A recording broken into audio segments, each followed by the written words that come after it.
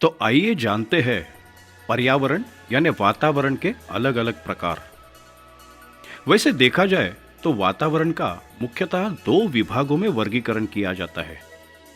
एक नैसर्गिक वातावरण और दूसरा मनुष्य निर्मित यानी कृत्रिम वातावरण।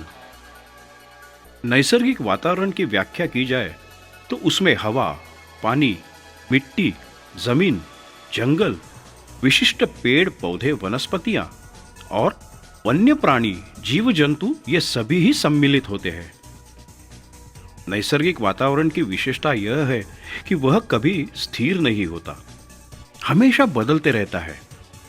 कभी कभी यह बदलाव इतना अति सूक्ष्म होता है जो हमें महसूस भी नहीं होता, लेकिन कभी कभी वह इतना भयंकर और तीव्र होता है जिसे हम आश्चर्यचकित हो जाते हैं।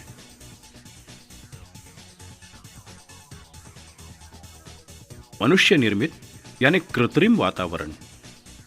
मनुष्य द्वारा अपनी निजी सुख और सुविधाओं को ध्यान में रखते हुए निर्माण किया हुआ वातावरण,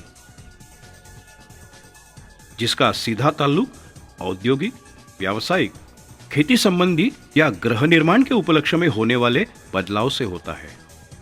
तो आइए जान लेते हैं पर्यावरण के विविध घटकों के बारे में।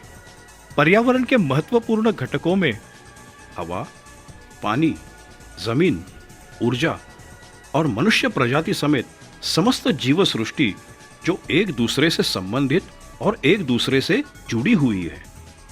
जीव सृष्टि के अस्तित्व का आधार उसके स्वभावताल के पर्यावरण पर होता है, जैसे कि हवा, पानी, जमीन और ऊर्जा। जैविक तत्वों द्वारा होने वाली प्रक्रियाओं का सीधा असर वास्तविक घटकों पर होता है और बदली हुई वास्तविक परिस्थितियों का सीधा प्रभाव फिर से जीव सृष्टि पर होता है। पर्यावरण के इन घटकों को दो हिस्सों में वर्गीकृत किया जाता है, एक अजैविक घटक और दूसरा जैविक घटक। तो ये अजैविक घटक क्या होते हैं? अजैविक घटक यानी हवा, पानी, सूर्य प्रकाश, मिट्टी, पत्थर, खड़क आदि, पेड़ पौधे और प्राणियों के विकास और विकास की प्रक्रिया पर कुछ अजैविक घटकों का सीधा असर होता है। और प्राकृतिक वातावरण के यह अजैविक यानी निर्जीव घटक अपने भौतिक या रासायनिक घटकों से जीव सृष्टि पर सीधा प्रभाव डालते हैं। अब जानते हैं जैविक घटकों के बारे में। जैविक घटक यानी पर्यावरण में रहने वाली समस्त जीव सृष्टि, जैसे कि सूक्ष्म जीवाणु, पेड़ पौधे, प्राणी मात्र और मनुष्य प्रजाति। इनका वर्गीकरण उत्पादक या उपभोक्ता के रूप में होता है, जो इनके एक दूसरे से आहार प्राप्त करने की प्रक्रियाओं पर निर्भर रहता है। तो आइए जानते हैं यह स्वनिर्भर या निर्माता या कहिए उत्पादक क्या है। हरे भरे पेड़ पौधे, समुद्री शैवाल जैसे तत्व अपना आहार खुद ही उत्पन्न करने में सक्षम होते हैं। हरे भरे पेड़ पौधे अपने पत्तों में मौजूद क्लोरोफिल रंग द्रव्य द्वारा सौर ऊर्जा ग्रहण करके शर्करा के रूप में अपना आहार खुद ही बना लेते हैं। आपको तो पता ही होगा, इस प्रक्रिया को फोटोसिंथेसिस यानी प्रकाश संश्लेषण कहा जाता है। तो अब जानते हैं परस्पर अवलंबित यानी उपभोक्ता ये चीज क्या है। इस तत्व प्रणाली में आने वाले सभी अपना अपना आहार उत्पादित करने में सक्षम नहीं होते, जिसकी वजह से उन्हें आत्मनिर्भर या उत्पादक तत्वों पर आधारित रहना पड़ता है। प्राणी फफूंदनाशकों के साथ साथ कई सारे बैक्टीरिया यानी जीवाणुओं को अपना संगठित स्वरूप प्राप्त करने के लिए लगने वाले आहार और ऊर्जा हेतु स्वावलंबित या उत्पादकों पर अवलंबित रहना पड़ता है। जैसे पर्यावरण के घटक होते हैं, वैसे ही पर्यावरण की विविध कक्षाएं भी होती है। तो आइए जान लेते हैं इन विविध कक्षाओं के बारे में। पर्यावरण की विविध कक्षाओं में से एक है वायुमंडल। अपनी यह पृथ्वी जिस बाष्प यानी कि गैस से घिरी हुई है, उसे वायुमंडल कहते हैं। पृथ्वी के इर्द गिर्द का यह वायुमंडल अलग अलग परतों से, जैसे कि क्षोभमंडल, समताप मंडल, आयन मंडल और ऐसे ही कई अन्य संगठनों से मिश्रित बना हुआ है। प्राणवायु। प्राणवायु मनुष्य को जीवित रखने के लिए अत्यावश्यक है। प्राणवायु निसर्ग के प्राकृत वातावरण में रहने वाली जंगली प्राणी एवं पालतू प्राणी जिसका मनुष्य अपने आहार के लिए इस्तेमाल करता है, उन सभी के जीवन के लिए आवश्यक होता है। यही प्राणवायु कार्बन डाइऑक्साइड का एक हिस्सा है जो पेड़ पौधों के विकास के लिए उपयुक्त होता है, जिसे मनुष्य अपने उपयोग के लिए इस्तेमाल करता है। हाइड्रोस्फीयर यानी जलमंडल।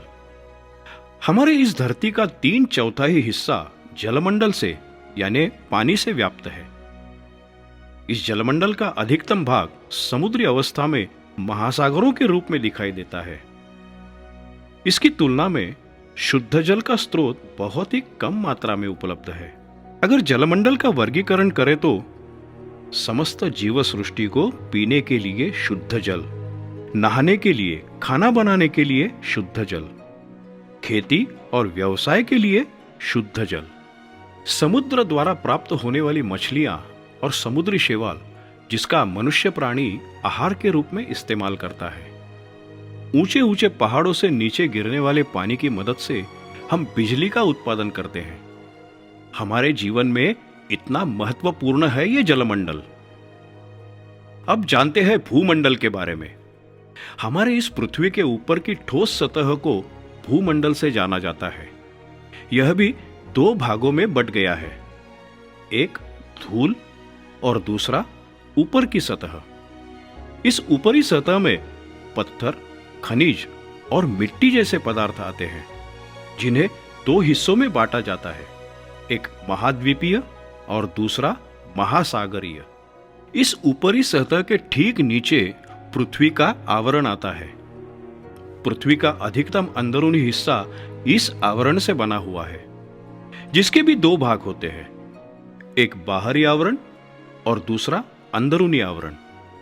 अगर इसका वर्गीकरण किया जाए तो मिट्टी, जो खेती के लिए महत्वपूर्ण घटक है, जिससे हमें आहार प्राप्त होता है, पत्थर, रेती और बजरी, इन पदार्थों का उपयोग हम घर बनाने के लिए करते हैं।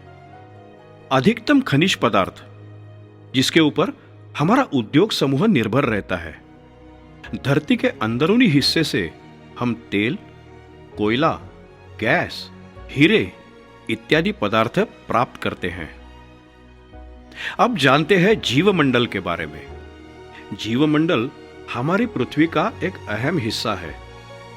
हवा, पानी, जमीन इत्यादि पदार्थों से ही और इन्हीं पदार्थों में ही जीवमंडल संभव हुआ है।